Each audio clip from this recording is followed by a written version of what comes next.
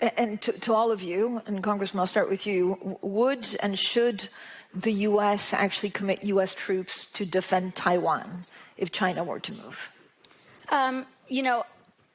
I think that this is such a, I think that this is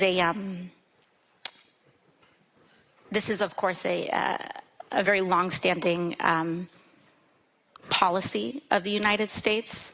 And I think what we are hoping for is that we want to make sure that we never get to that point. And we want to make sure that we are moving in all of our economic research and our global positions to avoid any such confrontation and for that question to even arise. In recent discussions among policymakers and political analysts, a recurring theme has emerged: the recognition that the current global and domestic landscape is undergoing a profound transformation. Many participants, including a significant number of Democrats, emphasize the importance of conveying a broader narrative about the state of affairs.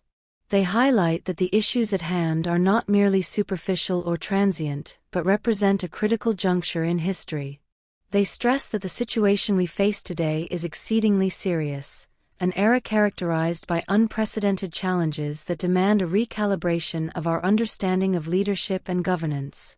Several leaders have suggested a desire to revert to previous norms and systems, implying a return to what they consider familiar stability.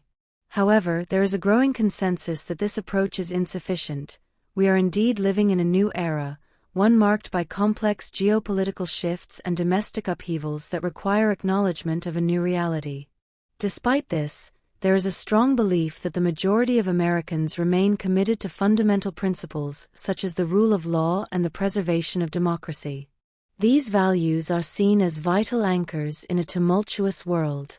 The speakers argue that abandoning these principles in pursuit of expedient solutions would be perilous. They assert that the core issue with a rules-based international order is that hypocrisy often undermines its integrity.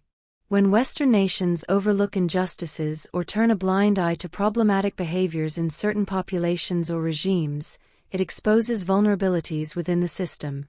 The goal, as articulated by the speakers, is to restore and reinforce a rules-based order, one that is transparent, consistent, and devoid of double standards. This entails confronting the paradoxes that have long plagued international relations, where inconvenient truths are ignored for political convenience.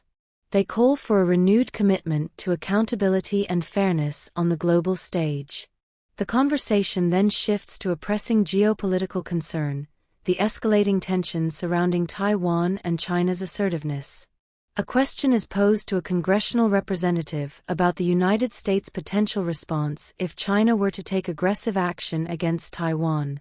The representative acknowledges that the U.S. has a long-standing policy aimed at deterring conflict and supporting Taiwan's security. However, they emphasize that the ultimate goal is to prevent the scenario from ever materializing.